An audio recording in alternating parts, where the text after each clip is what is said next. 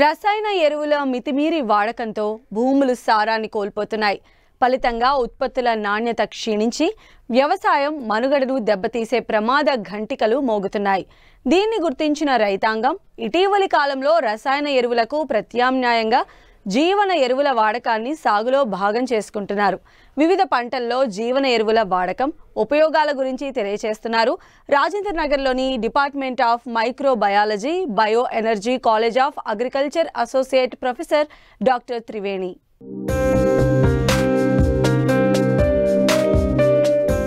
వ్యవసాయంలో జీవన ఎరువుల ప్రాముఖ్యత నానాటికి పెరుగుతోంది. సహజ సిద్ధంగా నత్రజని, భాస్వరం, పొటాష్లను మొక్కలకు అందుబాటులోకి తేవడంలో ఇవి కీలక భూమికను పోషిస్తున్నాయి. వాతావరణంలో వచ్చిన మార్పులకు తోడు రకరకాల రసాయనాలతో భూమి కలుషితమై రాను రాను నిస్సారంగా తయారవుతోంది.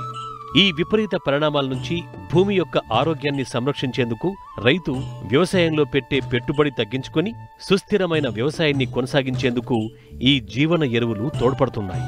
కేవలం 100 రూపాయల ఖర్చుతో రసాయన ఎరువుల్ని 15 నుంచి 20% తగ్గించుకొని 15 నుంచి 20% పంట దిగుబడి పెంచుకునే అవకాశం ఉంది. మనం వ్యవసాయంలో ఎక్కువగా మనకు సేంద్రియ కార్బనం గురించి మాట్లాడుకుంటున్నాం కాబట్టి ఎప్పుడైతే మనం ఈ సూక్ష్మజీవులు ఉపయోగకరమైన సూక్ష్మజీవులు మనం ఎరువులుగా వాడినప్పుడు ఈ యొక్క సేంద్రియ కార్బనం పెరిగి మొక్కకు అన్ని పోషకాలను లభ్యతలోకి తీసుకొస్తాయి. మనం ఆహారం ఎక్కువగా ఉత్పత్తి చేయగలుగుతున్నాం. ఏదైనా మనం తినే ఆహార పంటల్లో కానీ కూరగాయల్లో కానీ అలాగే పండ్ల తోటల్లో పండించిన పండ్లలో కానీ నాణ్యత ఉండట్లేదు.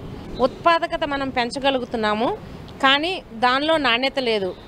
కాబట్టి ఈ జీవన ఎరువుల్ని మనం సేంద్రియ ఎరువులుగా వాడుకొని మనం గింజ నాణ్యతను కానీ అలాగే మనం తీసుకునే ఆహారంలో కానీ పోషకాల విలువను పెంచుకోవచ్చు. మనం వాడే రసాయన ఎరువులను 15 నుంచి 20% వరకు తగ్గించుకొని ఈ ఉపయోగకరమైన సూక్ష్మజీవుల్ని ప్రతి పంటలోనూ వాడుకున్నట్లయితే వ్యవసాయంలో పండించడానికి అయ్యే ఖర్చును తగ్గించుకోవచ్చు. అలాగే పంట యొక్క దిగుబడిని 15 నుంచి 20% వరకు పెంచుకోవచ్చు. రైతు సోదరులు ప్రతి పంట వేసేటప్పుడు ఖరీఫ్లో కానీ అలాగే రబీలో కానీ వేసంగి పంటల్లో కానీ మనం తగిన మోతాదుల్లో ఈ జీవన ఎరువులను వాడుకున్నట్లయితే మన భూమి యొక్క ఫర్టిలిటీ పెరుగుతుంది. అంతేకాకుండా ఉత్పాదకతతో పాటు మనం నాణ్యమైన ఉత్పత్తిని కూడా పెంచుకోవచ్చు. అంతక్రితం ఎక్కువగా నత్రజని స్థిరీకరించే బ్యాక్టీరియా అయిన రైజోబియంని ఎక్కువగా వాడుకునేవాళ్ళం. ప్రస్తుతం అన్ని వాణిజ్య పంటల్లో మనము అజిటోబ్యాక్టర్ అనే బ్యాక్టీరియాని ఆ బ్యాక్టీరియా వలన వాతావరణంలో మొక్కకు లభ్యం కానీ 78% నత్రజనిని మనకు ఉపయోగంలోకి తీసుకొస్తాయి. కూరగాయల పంటల్లో కానీ పండ్ల తోటల్లో కానీ అలాగే వివిధ రకాలైన వాణిజ్య పంటల్లో 15 నుంచి 20% వరకు ఈ నత్రజనిని స్థిరీకరించడానికి అజిటోబ్యాక్టర్, అజోస్పైరిలం వివిధ పంటల్లో వాడుకున్నట్లయితే మనం మొక్క పెరుగుదలకు కావలసిన నత్రజనిని 20% వరకు మొక్కల్లో అందించుకోవచ్చు.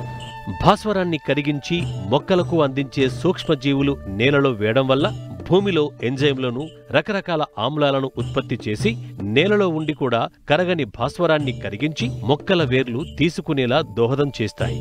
అంతేకాకుండా సూక్ష్మ పోషకాలతో కలిసి ఉన్న భాస్వరాన్ని విడుదల చేసి మొక్కలకు అందిస్తాయి. భాస్వరం కరిగించే జీవన ఎరువులను అన్ని రకాల పంటల్లో వాడి లాభాలు పొందవచ్చు. ఇప్పుడు మనం భాస్వరం యొక్క పోషక విలువలను తెలుసుకోవాలంటే మన తెలంగాణ ప్రాంతంలో భాస్వరం 100% మనకి భూమిలో దొరుకుతుంది. కానీ భాస్వరం మొక్కకు 15 నుంచి 20% మాత్రమే లభ్యతలో ఉంది. మనకు భాస్వరం ఓన్లీ మొక్క పెరుగుదలకు మాత్రమే తోడ్పడుతుంది. కానీ రైతు సోదరులు కాంప్లెక్స్ ఫర్టిలైజర్ ద్వారా అంటే 317, 319, 320 వేయడం వలన భూమిలో ఉన్న భాస్వరం అలాగే మనకు ఉపయోగకరమైన సూక్ష్మ పోషకాలతో కలిపి స్థిరీకరించబడుతుంది. కాబట్టి మన తెలంగాణ ప్రాంతంలో 100% భాస్వరం ఉన్నప్పటికీ మొక్క 20% తీసుకోగలుగుతుంది. అందుకు అనుగుణంగా మేము పరీక్షా కేంద్రాల్లో పరీక్షించి 3 రకాలైన భాస్వరాన్ని కరిగించే సూక్ష్మజీవులను గుర్తించాము. అవి బ్యాసిల్లస్ సబ్టిలిస్, అలాగే సూడోమోనాస్ ఫ్లోరసెన్స్, ట్రైకోడర్మా విరిడి. ఈ మూడిటిని మనం వేరువేరుగా కానీ కలిపి కానీ మనం భూమిలో వేసుకున్నట్లయితే మన భూమిలో భాస్వరం యొక్క లభ్యత పెరుగుతుంది. అంతేకాకుండా భూమిలో స్థిరీకరించబడిన సూక్ష్మ పోషకాలు అల్యూమినియం కానీ, జింక్ కానీ, బోరాన్ కానీ, మెగ్నీషియం కానీ మొక్కలకు అందుబాటులోకి తీసుకురావడానికి ఈ సూక్ష్మజీవులు ఎంతగానో తోడ్పడతాయి. వివిధ రకాలైన పంటల్లో నత్రజని స్థిరీకరించే సూక్ష్మజీవిని అలాగే భాస్వరాన్ని కరిగించే సూక్ష్మజీవిని కలిపి వాడుకున్నట్లయితే ఎక్కువ లాభదాయకంగా ఉంటుంది.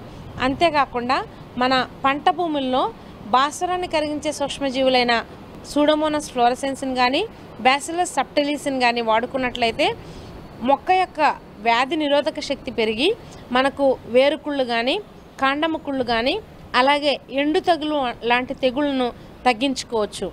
మనకి భూమిలో ఉన్న వివిధ రకాలైన ఉపయోగకరమైన సూక్ష్మజీవులైన ఈ బ్యాసిలస్ కానీ, అలాగే సూడోమోనాస్ కానీ వివిధ రకాలైన యాంటీబయాటిక్స్ని ఉత్పత్తి చేసి తెగుళ్ళను కలుగు చేసే కారకాలైన పిథియం కానీ, ఫైటోప్తెరా కానీ, శిలీంధ్రాలన్నింటినీ వాటి యొక్క పెరుగుదలను నిరోధిస్తాయి. అన్ని పంటల్లో ఈ జీవన ఎరువులు వాడుకోవచ్చు.